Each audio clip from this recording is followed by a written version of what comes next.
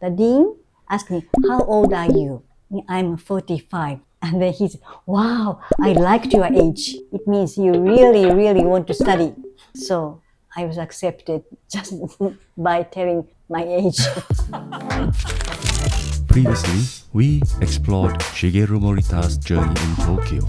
Today, we meet his wife Takiko. Her life is a story of lifelong learning and adaptation, from teaching English to studying anthropology. Join us to uncover her inspiring, adaptable life. At that time, there's an employment department of the university. I asked for good advice, but they refused me. "We take care only male students. We don't take care of female students. So only way you have to do is to ask your father to find a good job for you. But we can't help you." And the only possibility for me is to take a civil service exam or teacher employment exams. So I took the exam for being a teacher and I passed and I became an English teacher. Most females who studied in university, it's quite rare to get a good job. They started to learn cooking and flower arrangement with these things, bridal training, and then get married. It's a very common. So it's very, very gender inequality, yes. At the age of 22, I started to work as an English teacher. For the first 2 years, I worked for high school. Next 3 years for junior high school. Then I was married at the age of in the fourth grade. This is the reason why it was more difficult for me to find a job. So you mean a married woman is even harder to find Even a job? harder, yes. My husband was transferred to Brazil, Sao Paulo, so we moved to Sao Paulo and lived there for 4 years. And in Brazil, I couldn't work because I had no visa. So I quit my job and stayed at home. At first, I studied Portuguese because there are very, very few people who could speak English in Brazil. First year, I only studied Portuguese. And then later, I started to learn painting, oil paintings. So almost every day, I just painted oil paintings almost every day. Wow. Yeah. So after you came back from Brazil, I tried to become an English teacher again, but there was an age limit. I was over 30. So I gave up and I changed to become a Japanese teacher for foreigners. But actually, it was much more interesting. As an English teacher, I used to teach younger students, but when I taught Japanese to foreigners, my students were adults. So I meet many different kinds of people in terms of age, nationality, and the backgrounds. Since my childhood, I've been very curious about cross-cultural things. My father lived in China for 12 years before the World War II, and he had some good friend from China or Malaysia. So I was raised up in this atmosphere. So for me, it's not very special to interact with foreigners. In this way, teaching Japanese to foreigners was much more interesting for me, and I learned a lot from them. At a school in Ikebukuro, a big school, so I worked there for 6 or 7 years. And then my husband was transferred to Hiroshima. First, I thought that I don't want to go. But he persuaded me. Okay, so finally I agreed to and moved to Hiroshima. But it was a good choice in Hiroshima. There was no Japanese school. Only one school was run by a YMCA, and I was a qualified Japanese teacher. So they invited me to start a new school. So we could choose everything and we could study everything, what textbooks to use and schedule and everything. And it is run by a WAD. WAD でしょ?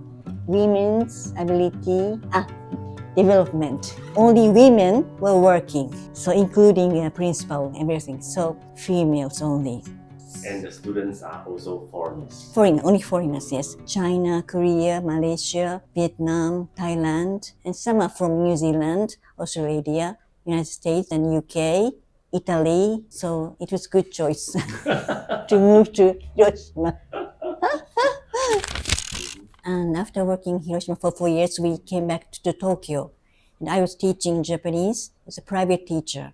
1 year later, he was transferred again in LA. So I had to quit again. In LA, I was told that I cannot teach because I had no working visa. What shall I do? Because I cannot work. My neighbor told me, why don't you go to school again? She was from Mexico, moved to LA when children were grown up. She started to study again at the community college, and there's no exam. Anybody can study there, and the school fee is very low. Santa Monica City College. So I went there for a year. So I was about 18 and 19 in the university in Japan. I didn't want to study very much, and I majored in English literature, but actually I didn't learn almost anything. But in City College in Santa Monica, I really want to study anthropology, and actually very, very interesting, exciting. And after 1 year, I wanted to study more. My teacher advised me to go to graduate school. First, I thought of study at UCLA, but I have to have at least 3 professors recommended me. But I didn't know 3 of the 3 professors, just 2. Besides, I have to give a thesis about anthropology, but I didn't have any because in Japan, I didn't major in anthropology. Then my teacher advised me to go to CSUN, so I went for an interview with the dean. The dean asked me, how old are you? I'm 45. And then he said, wow, I liked your age. You are 45 and you still want to study. So it means you really, really want to study. And I said, yes, I really want to study. And he said, we will skip everything. No exam, nothing, anything. So just come to my school next month. So I was accepted just by telling my age. Usually to enter graduate school, we have to take exams in class, but nothing. 2 years later, he was transferred to Tokyo again. So I was thinking, shall I quit and go back to Japan with him or stay here? And he said, you should continue studying and graduate from graduate school, he told me. So I stayed. He went back to Tokyo alone. I majored in anthropology. For my thesis, I chose Brazilian religion called Umbanda. Because while living in Brazil, I got to know about Umbanda. Umbanda is a religion from Africa. Umbanda is a kind of white magic. I tried to find my informant near LA, but I couldn't find any. But when I came back to Japan to visit my mother, I was lucky. His friend told me that, I know somebody who is related to Umbanda in Japan. We went to Gotemba near Mount Fuji to visit a person related to Umbanda. I asked her, I'd like to know about Umbanda, so I'm looking for informant about this religion. And she said, oh, you are in Terreiro of Umbanda. And she opened the curtain, and I saw the altar of Umbanda behind the curtain. Because she was from Brazil, she's an Italian descendant. Grandmother and her mother was also a medium. She's a 3rd generation in a family as a medium. So this is the right place. And stay with her and watch the ritual. And I wrote everything, and I wrote my thesis for a master degree.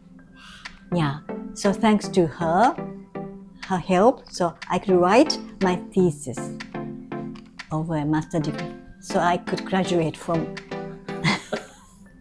CSUN, yes. Wow. So on 2000, so we came back to Japan, and then in June we went back to LA again to attend the graduation ceremony. I cannot forget the day. I attended the ceremony. It's very interesting. So we came back to Tokyo, At that time, my mother was over 80. When I was young and when working, I was too busy to visit her often. So I wanted to stay with her and spend more time with her. So I decided to quit. But 3 years later, she passed away. And I used to visit her every day. And after she passed away, I decided not to work anymore and spend more time for me and for my family.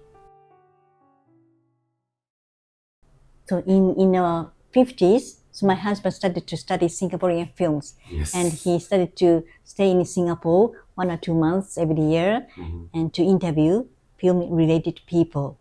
And I always accompanied him, and I used to take notes while he was interviewing people. Yes. So we spent more time in Singapore. For me, hearing a story from these film-related people, very, very interesting. It's exciting.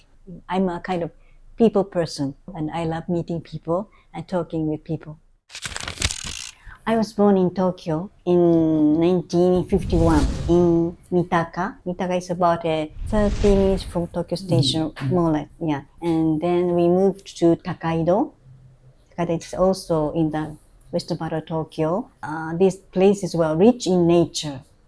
So it is very, very nice to grow up in this environment. What I remember most, after school, I spent most of the time outdoors with my neighborhood friends.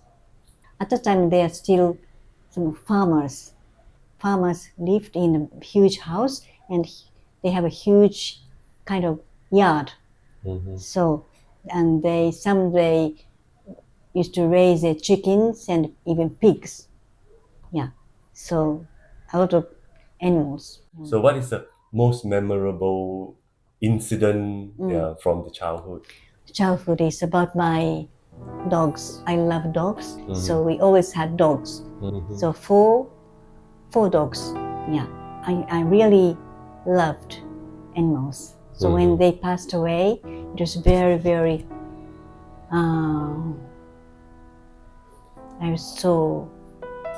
I can't forget the time they passed away. I still miss them.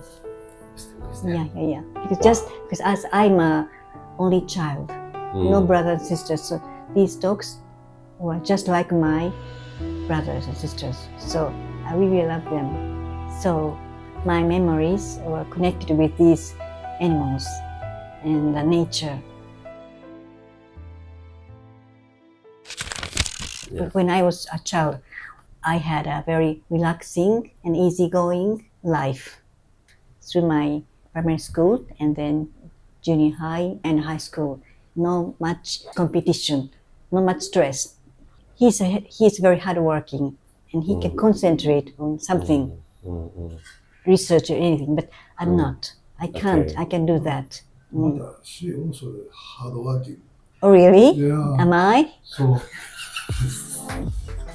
yeah. So, Hardworking? if she find out some subject, she concentrate. Because I can concentrate for a short time, but he's been working for such a long time. But I can concentrate, but for a short time. Thank you so much, You're welcome. Takiko. And Yeah. so I hope that you will find fulfillment in your future project and what you want to achieve, and you continue to enjoy your life and relaxing. All right, thank you so much. Thank you very much. Thank you. ありがとうございます。ありがとうございました。